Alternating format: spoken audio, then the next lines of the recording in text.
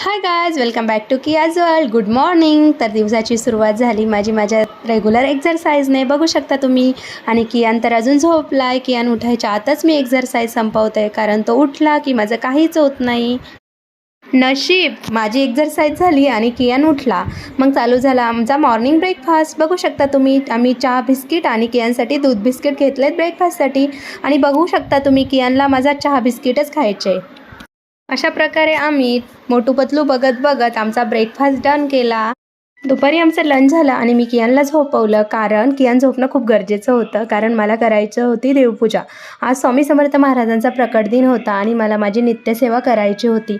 बघू शकता तुम्ही, मी किती छान असं देवघर सजवलं आहे माझं. मला आज खूप प्रसन्न वाटत होतं. आणि कियानला हे समजल्यापासून त्याचं चालू होतं, आई स्वामी समर्थ महाराजांचा बड्डे आहे ना, मग केक कधी आणायचा.